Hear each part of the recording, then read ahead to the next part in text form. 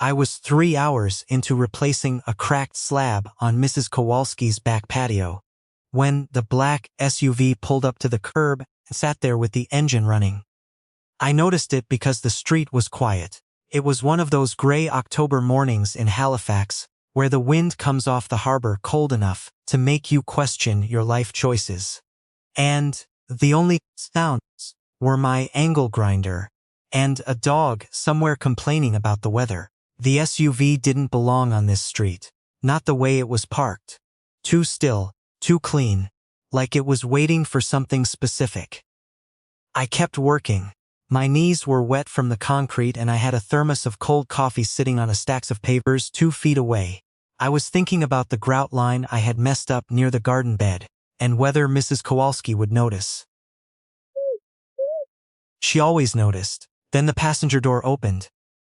A woman stepped out in a charcoal coat, the kind that doesn't blow open in the wind because it costs enough that it knows better. She had her hair pulled back and a leather folder under one arm, and she crossed Mrs. Kowalski's lawn like she had already decided the wet grass was someone else's concern. "Are you the one who does the stonework?" she asked. I sat back on my heels and looked up. "Depends on what you need done." She glanced at the patio, then at the grinder in my hand, then back at me. "I'm looking for Evan Marsh, that's me. I'm Sylvia Crane." The name didn't hit me right away. Then it did. Crane Harbor Group, boutique hotels, restoration properties, a heritage inn in Lunenburg that got written up in every travel magazine, from Toronto to Edinburgh. The kind of name you heard in preservation circles when someone was doing things right, or when someone was about to sell something they shouldn't. I set the grinder down. "What can I do for Crane Harbor?" I said. She looked at me for a moment, then at the street, then back. Her hands were still on the leather folder. Her face was calm in the way that takes practice. "I need a fiancés by Friday," she said. The wind off the harbor came through right then. Somewhere behind me, a piece of tarp I had weighted down, with a brick lifted and snapped once. "Lady," I said, "I think you want a different trade." "I don't. I've already spoken to 3 people. You were the 4th name on my list, and the only one who turned down Crane Harbor twice." I stood up and wiped my hands on my work pants. "Turned down 2 contracts because the scope wasn't right. That's not stubbornness." "No," she said. "That's exactly why I'm here." She opened the folder. Not wide enough to read, just enough to show me there was paper inside. Real paper, the kind with legal headers. "My grandfather built the Crane properties from a single inn in Lunenburg in 1971, she said. "His estate trust has a clause. If I'm not in a verified partnership by Friday's board review, operating authority transfers temporarily to my uncle Gareth. Gareth has already lined up buyers for the Aldgate Inn and the Wentworth House." I knew both of those buildings. Anyone who worked in heritage restoration in Nova Scotia knew them. The Aldgate Inn was a late Victorian brick building on the waterfront in Mahone Bay, with original tin ceilings and a wraparound porch that had somehow survived everything. The Wentworth House was a Georgian stone property outside Windsor that had been in the Crane family so long, it was on the Provincial Heritage Registry. "Why me?" I asked. Sylvia's jaw tightened slightly. 8 months ago, Gareth tried to acquire your company's contract rights through a numbered company. You didn't know who it was. You just said the terms weren't acceptable and walked away. I remembered that. Offer came in through a broker. Too much money, too many strings attached to the handoff clause. I had told them no thank you and gone back to a bathroom tile job in Dartmouth. That was him? Yes. I looked past her at the SUV. The driver was watching straight ahead. Whoever trained him had trained him well. "You researched me," I said. "I had to." "No. You wanted to make sure I was the kind of person who couldn't be bought." She didn't flinch. "Yes." I pulled the tarp back down over the materials and weighted it properly this time. What would I get out of this? A legal agreement drafted by an independent lawyer. Full protection for your company. No claim on your tools, your truck, your contracts, or your property. You'd be compensated fairly and fully shielded from any fallout. That's not what I asked. She stopped. I asked what I'd get out of it, I said. Not what you'd make sure I didn't lose. For the first time, she looked uncertain. Not scared, just recalculating. What do you want? She asked. The truth, I said. All of it. Gareth, the board, the trust language, the timeline, whoever you haven't told me about yet, because you were worried I'd say no. She looked at the patio for a moment. The cracked slab I had pulled out was sitting beside the garden. When she spoke again, her voice dropped a little. My grandmother spent every summer at the Aldgate Inn, she said. Not in the best room. In the small room at the end of the third floor, where she could hear the water. My grandfather put her there the first summer, because it was all he could afford. She chose to go back to that room every year after. He could have given her the entire property. When I was 9, she showed me which floorboard creaked, and told me that a building that remembered you was worth more than one that impressed you. I waited. Gareth doesn't see buildings, Sylvia said. He sees square footage and exit multiples. He will sell both properties by Christmas if he gets control, and they'll be converted to condominiums inside 18 months. I've seen his pitch deck. He's already named the units. The wind lifted a dead leaf off the garden bed and sent it across the wet concrete. I looked at the cracked slab beside me, then back at her. You understand this pulls my name into a family dispute I have no part in. Yes. My crew? Yes. My business, my reputation, my clients who might read whatever ends up online? Yes. And if this goes sideways, nobody's going to say you chose me because I had integrity. They'll say you paid a tradesman to play a role. Her chin came up slightly. I know. I looked at her for a long moment. All right, I said. I'll hear the rest. She blinked. But I have one condition before we go anywhere near a lawyer's office. What condition? You come to my workshop first. You meet my guys.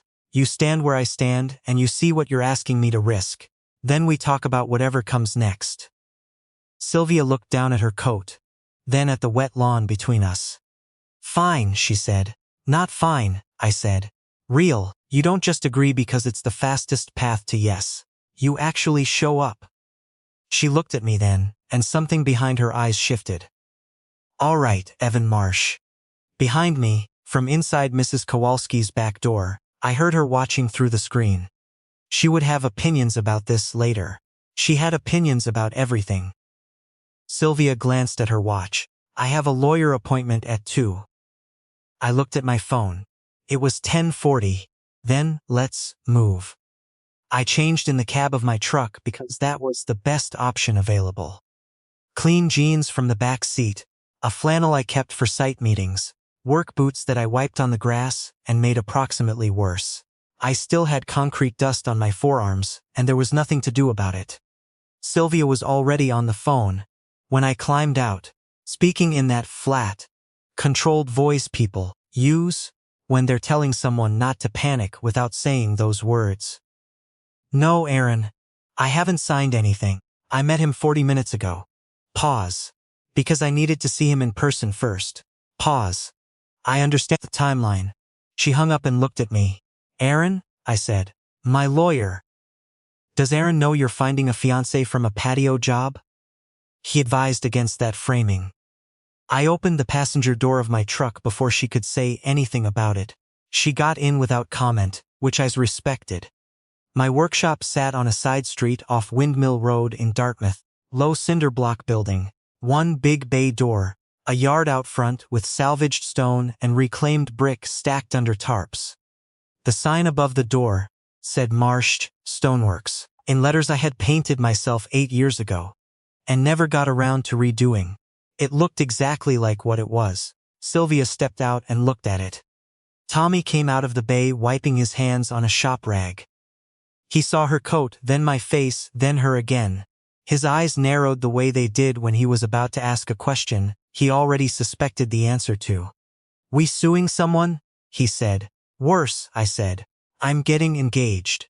Tommy stopped wiping his hands. To who? I gestured toward Sylvia. She stepped forward. Sylvia Crane. Tommy looked at her coat, then at me, then at the truck. You hit your head on the Kowalski job? Not today. Sylvia took that better than most people would have. She didn't smile too wide or reach out for a handshake he hadn't offered. She just stood there and let him make up his mind. Tommy came forward a step. You in some kind of trouble, he asked her. Her face changed then. Not much, just enough. Yes, she said. He nodded slowly. The way he did when something made enough sense for him to stop pushing on it. Then Evan'll help. She looked at him for a second and I saw us take it in. No paperwork. No family name. No pitch. Just a man who asked the only question that mattered. I walked her through the workshop quickly. The wet saw was running in the back. Radio playing something country that nobody admitted to liking. There were stone samples on the bench, invoices under a coffee mug, on the cabinet, a photo on the wall of a heritage chimney we had rebuilt in Annapolis Royal 3 years ago, that I was still proud of. This is what gets dragged into your story, I said. Tommy has a mortgage and a kid in grade 2. Dev in the back has been with me 6 years. Whatever Gareth decides to throw at me, it lands on them too. Sylvia nodded. I don't want to nod, I said. I want you to understand it. I'm starting to, she said. She wasn't arguing. That mattered more than I wanted it to. The lawyer's name was Ms. Fontaine, and she worked out of a small office in downtown Halifax that smelled like strong coffee and printer toner. She read through everything with Sylvia in the waiting area and me across the desk. She used words like independent party protections and dissolution pathway and cohabitation provisions, without pausing once to check if I was keeping up. I was mostly keeping up. This is an unusual arrangement, Miss Fontaine said. I've noticed. Both parties entering knowingly makes it legal. There are no material misrepresentations in the agreement as written. She looked at my hands. Specifically the one with concrete still worked into the knuckle creases. Do you understand what you're agreeing to? I understand that my company stays mine and I can walk away clean if this falls apart. And the rest? And the rest I'll figure out as it happens. She looked at me for a moment. Then she initialed her copies and slid everything across the desk. By Friday, we were in a boardroom in a glass office building on Barrington Street. Gareth Crane was already seated at the far end of the table when we arrived. He was mid-60s, silver hair, the kind of even tan you got from a winter in Florida. He looked at Sylvia first, then at me, the way you look at an unexpected variable in a math problem you thought you'd already solved. Sylvia, he said, I have to hand it to you. She set the documentation on the table. The clause is satisfied. Gareth smiled. You brought a stonemason, restoration contractor, I said. The room went quiet. Gareth looked at me. Sorry. Restoration contractor, I said again. Not a stonemason. Different scope, different training. If you're going to reference what I do, use the right term. One of the older board members, a woman with white hair and a very small smile, looked quickly down at the papers in front of her. Gareth sat back. And what did she promise you, Mr. Marsh? Nothing you'd find interesting. Money interests most people. Then you probably find most people pretty easy to read. Sylvia put her hand on the table between us, not touching me. Just there, the board chair, a man named Dr. Ibarra who had the careful face of someone who had been managing rich families for 20 years, read through the documents. Gareth watched Sylvia the entire time. You've turned your grandfather's legacy into a performance piece.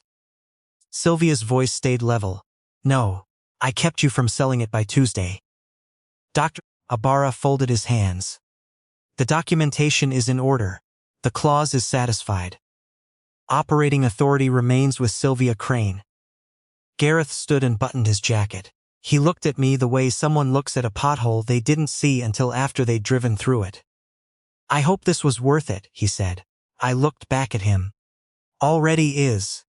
Sylvia touched my sleeve under the table as Gareth walked out. We were in the elevator before either of us said anything. I was looking at the floor number changing. She was looking at the doors. You didn't have to keep going after he mentioned money, she said. I know. It could have gone differently. It didn't. The elevator opened and we walked out into the lobby. Her phone was already lit up. Mine buzzed once. Tommy asking how it went. I typed back. Bored bought it. He sent a maple leaf emoji and nothing else. That was Tommy, outside on the street. Someone photographed us. Neither of us noticed, until Sylvia's phone rang 20 minutes later. By the time we reached her car, she had 3 calls from people I'd never heard of and 1 from a journalist at a Halifax paper who had apparently already found my company's website. Someone talked, she said. Gareth, almost certainly. She looked at her phone, then at me. My apartment isn't going to be private tonight. There are already questions being sent to my building's front desk. I looked at the street, gray afternoon sky, the harbor visible at the end of the block, the kind of quiet that comes just before things get complicated. You needed a fiancé by Friday, I said. I know what I said. Paper got you through the board. I looked at her. Paper won't get you through a media cycle. She met my eyes. Pack what you need, I said. Guest room isn't big, but it's got a decent window. She showed up at my place in Dartmouth at 7 that evening with a rolling suitcase, a duffel bag, a garment bag over one shoulder, and the expression of a woman who had been calm for 12 hours straight and was running low on the reserves required to keep it up. My house sat behind the workshop, close enough that I could hear the bay door rattle when the wind came up. It was not large. Kitchen, living room, 2 bedrooms, a bathroom with a shower head that worked fine as long as you didn't want it above medium pressure. I had the workshop schematics for 3 jobs on the kitchen table, and a half-built birdhouse on the counter that I had started for Mrs. Kowalski and kept forgetting to finish. Sylvia looked around. It's small, she said. I know. She caught herself and turned toward me. I didn't mean it badly. You meant it honestly, I said. That's fine. I pointed down the hall. Guest rooms on the left. Closet door drags on the carpet if you open it past halfway. The tap in the bathroom runs cold for about 15 seconds before it warms up. Coffee maker is on the counter. It's temperamental, but it works. She looked at me. You really know how to welcome someone. First time doing this, I said. She almost smiled. Almost. The first 2 weeks did not feel like an engagement. They felt like 2 people with entirely separate lives, suddenly sharing the only table in the kitchen. Sylvia had calls before 8 every morning. Board members, lawyers, property managers for the Aldgate and the Wentworth. Someone from a heritage foundation in Ottawa that was apparently watching to see how this shook out. My days started at 6:30 and ended when they ended. At night, she sat at the kitchen table with a laptop and papers in 3 organized piles, while I ate dinner across from her and answered messages on my phone with one hand. Once, she moved my coffee mug without asking to make room for a document. I moved it back. She looked up. I shrugged. Neither of us said anything. Tommy started telling clients he was available for questions and then adding about stonework before they could ask anything else. Dev put a sign on the workshop phone that said out of scope for media. I left it up. Nothing happened, the way people were probably imagining it from the outside. There was no drama in the kitchen at midnight. No slow building tension over shared meals. Mostly it was me remembering she was there when I nearly opened the bathroom door without knocking. Or her stepping over my boots at the back entrance. 3 mornings in a row, before finally moving them herself and not saying a word about it. But small things changed. She learned the coffee maker needed its lid pressed down firmly on the left side, or it would run half into the carafe and half onto the counter. I learned she drank her coffee black until mid-afternoon, then switched to tea and pretended she hadn't. She started leaving her shoes by the front door instead of carrying them to the guest room. They were there, every morning when I left, lined up exactly. One night I came back from a late job in Sheet Harbor and found her standing on the bed, in the guest room, reaching up toward the smoke detector. "It beeped," she said. "Low battery. I know what it means. There's a 9-volt in the junk drawer in the kitchen. I already looked. You have 4 dead ones and a handful of loose screws." I got the right battery from the workshop and changed it while she stood behind me and handed me things I didn't ask for, but took anyway. When it was done, she tested the alarm button. It screamed for half a second. "Good," she said. "Were you worried about it all night?" "Since 11. It was past midnight." I looked at her. She looked at the detector like it had inconvenienced her personally. "I'll do a sweep of the others this week," I said. "You said you'd fix the closet door 4 days ago. I've been publicly engaged." She looked at me then, and she laughed. Short and surprised, the kind that happens before you can decide not to. The next morning she brought coffee to the workshop for everyone. Not from home, from the place on Weiss Road, the one with the paper cups and the good pastries. She had texted Tommy the night before and asked how many people would be in. She used everyone's name when she handed the cups over because she had asked and remembered. Tommy took his cup, looked at it, looked at me. "She knows my name." "She has ears," I said. Dev, from the back of the bay, said nothing, but I saw him look at the cup twice.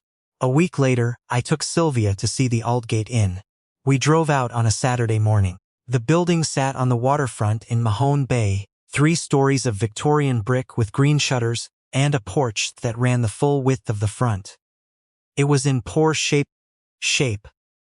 Paint peeling, one of the shutters loose on its upper hinge, a downspout that had pulled away from the corner. But the bones were intact. You could see it. Sylvia went quiet when we pulled up. I walked her through the main floor first. The front hall had original tile, cracked in one corner but restorable. The tin ceilings in the dining room were real, not reproduction. Some of the window frames in the south-facing rooms had dried out and needed replacing, but the sash hardware was intact and worth keeping. "This trim along the staircase," I said. "It's all original fir. Somebody painted over it twice, but it's there. You strip it, you'll find it." She ran her hand along the rail. "This window frame here," I pointed. "Water got behind the sill at some point. You can feel the softness. That needs to come out before anything else, or it'll spread. But the frame above is solid. Anyone who tells you to replace the whole run is lazy, or trying to charge you more." She was listening like she was taking notes. Except she wasn't. She was just listening. In one of the upstairs rooms, I pulled back a piece of loose baseboard and showed her the original plank flooring underneath the carpet. She looked at it for a long time. "Gareth showed the buyers a rendering," she said. "In the rendering, this room is open concept. The floor is something called heritage-inspired luxury vinyl." I put the baseboard back. Heritage-inspired. That was the phrase. "You save a floor like this," I said, "and 50 years from now, someone's grandkid stands on it and knows the building kept something for them. You cover it in vinyl and the floor stops being a fact and becomes a feeling you're selling." I looked at her. "Those aren't the same thing." Sylvia looked at the covered floor for another moment. Then she looked at me. "My grandfather used to say that the best thing you could do for a building was listen to it before you touched it," she said. "I haven't heard anyone say anything like that since he died." I didn't know what to say to that, so I didn't say anything. We were different with each other after that day.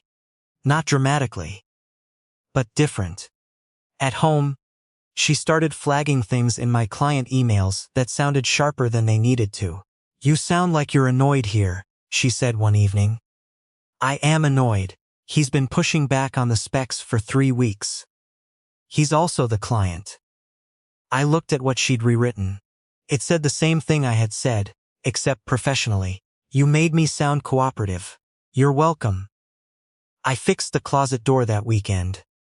She stood in the doorway and watched while I planed the bottom edge, and she handed me the sandpaper at exactly the right moment without asking.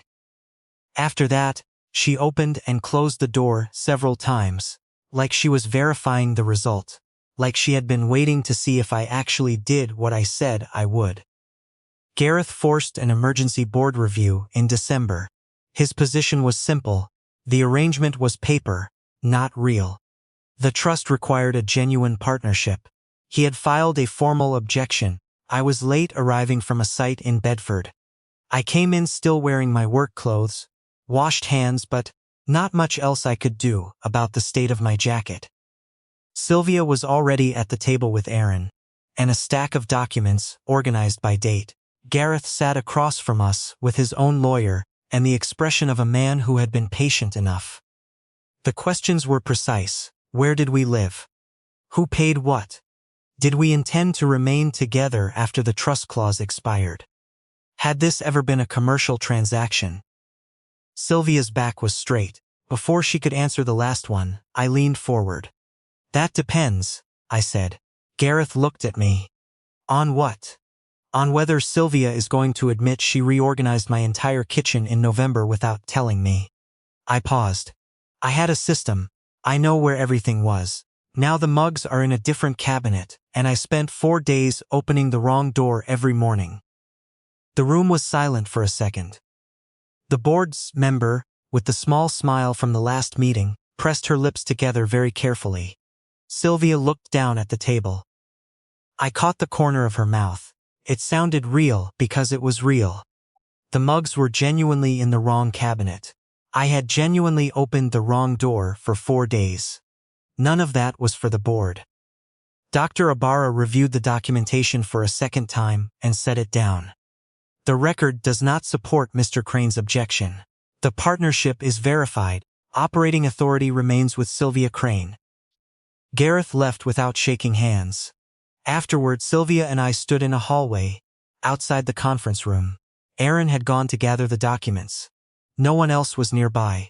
She was looking at the floor, arms crossed, quiet.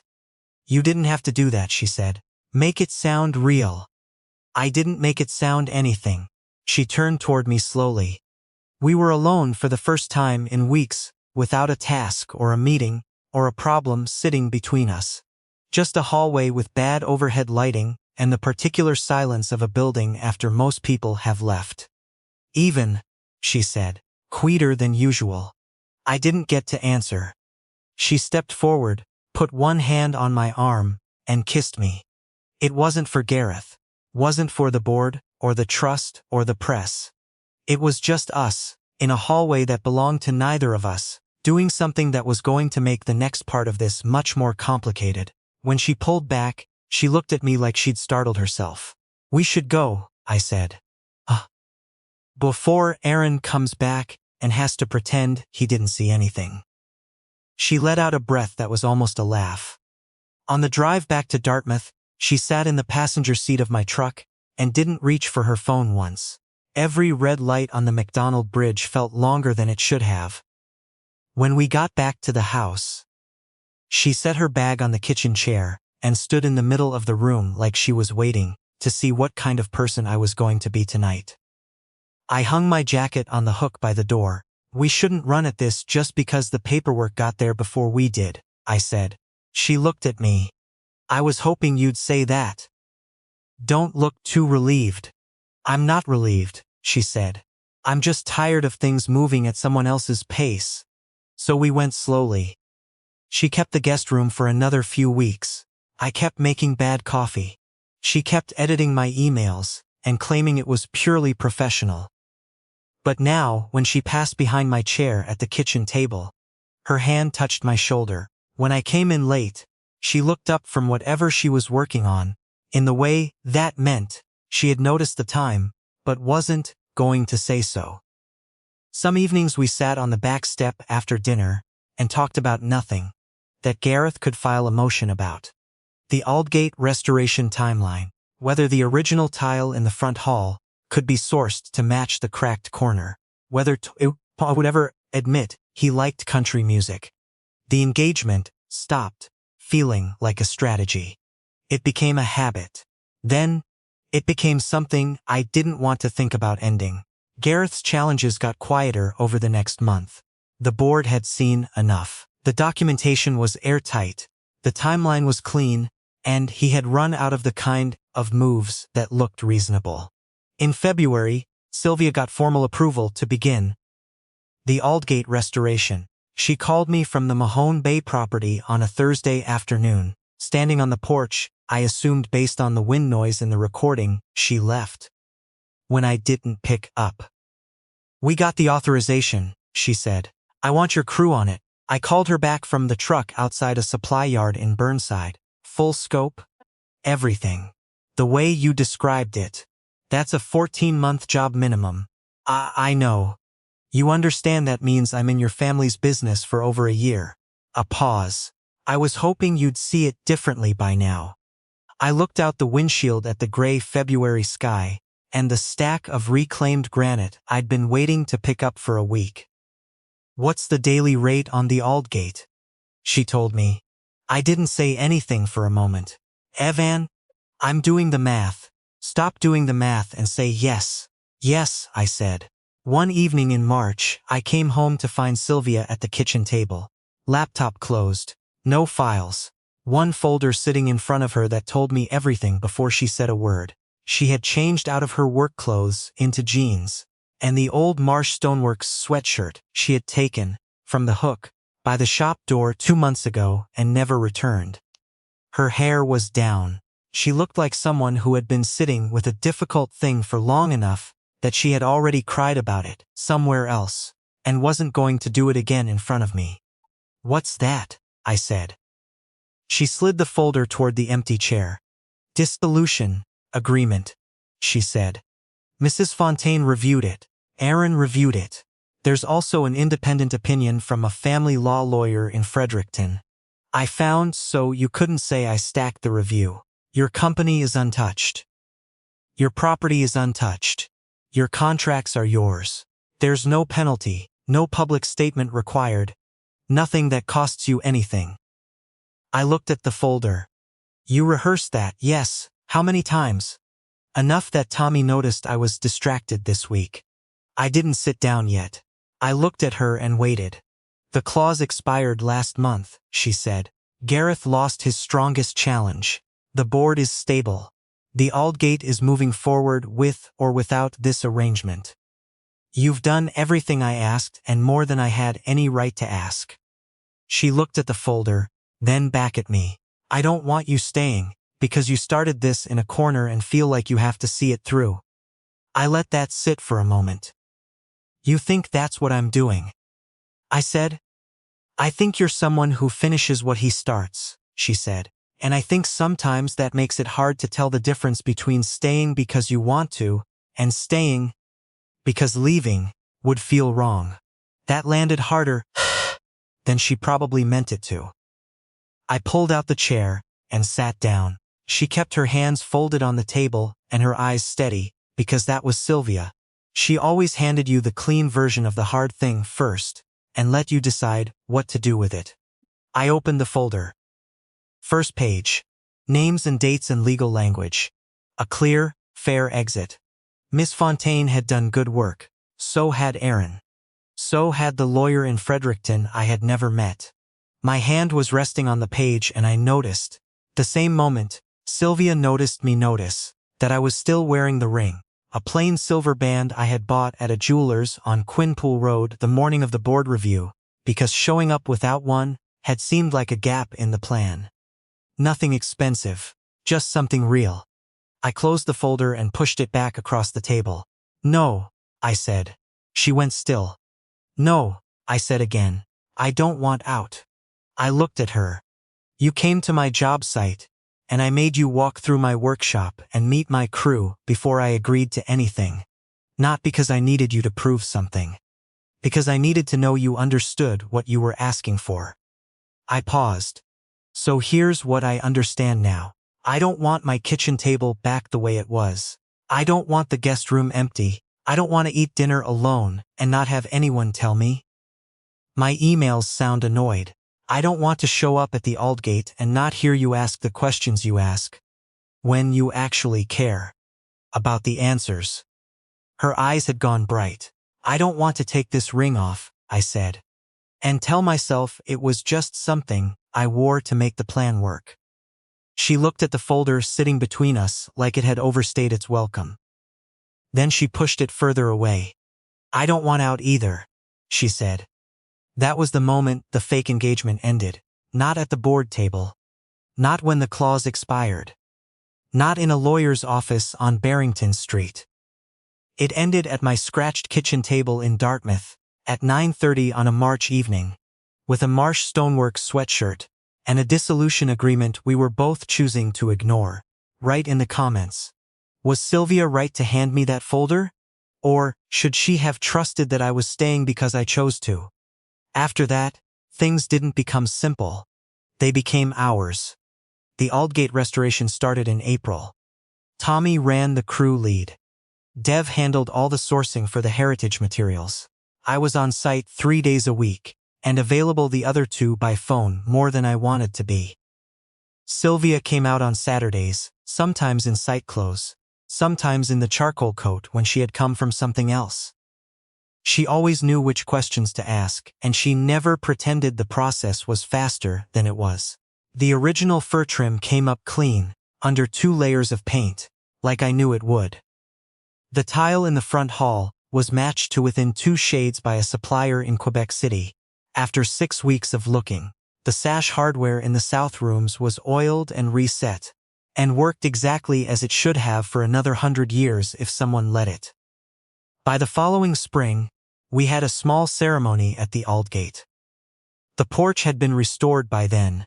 The shutters were rehung. The dining room was finished and the tin ceiling gleamed in a way that it probably hadn't since 1952. Tommy was there, and Dev and Mrs. Kowalski, who had strong opinions about the floral arrangements, and was correct on most of them. Sylvia walked in without the leather folder, without the controlled voice, without the careful distance she used to carry into every room like a second coat. I used the ring from Quinpool again. The jeweler had offered to upgrade it twice. We kept saying we'd think about it. When people asked later how we met, Sylvia always got a particular look on her face first. "I needed a fiancé by Friday," she'd say, and I'd tell them about the Kowalski patio, and the cold harbor wind, and the black SUV parked too still on a quiet street, and how 20 minutes before that, the biggest problem I had was a crooked grout line.